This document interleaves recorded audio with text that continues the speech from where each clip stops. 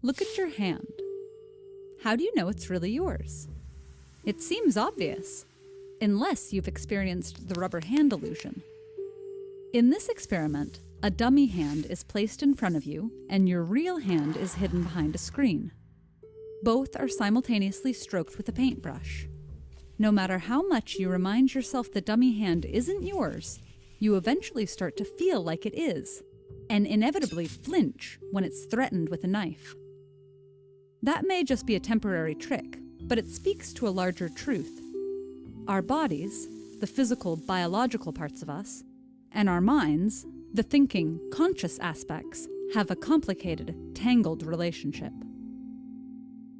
Which one primarily defines you, or yourself? Are you a physical body that only experiences thoughts and emotions as a result of biochemical interactions in the brain?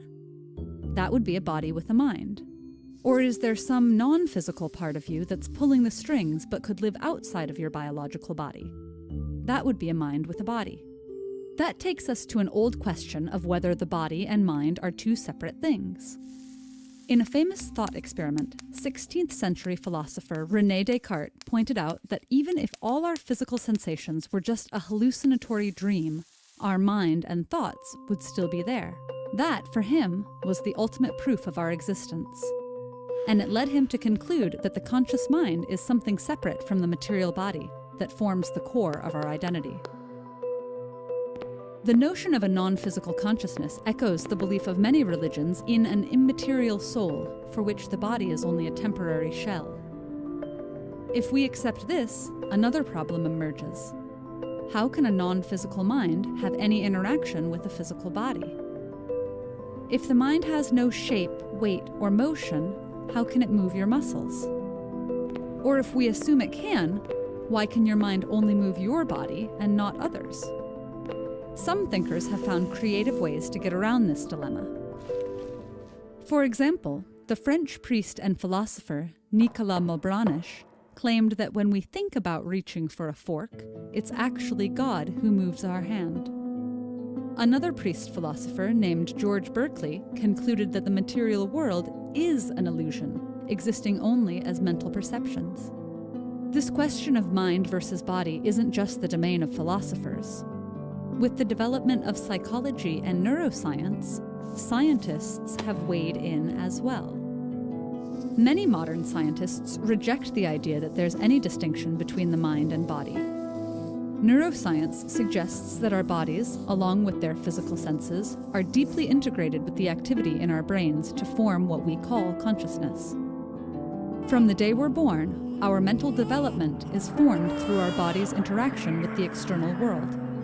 Every sight, sound, and touch create new maps and representations in the brain that eventually become responsible for regulating our experience of self.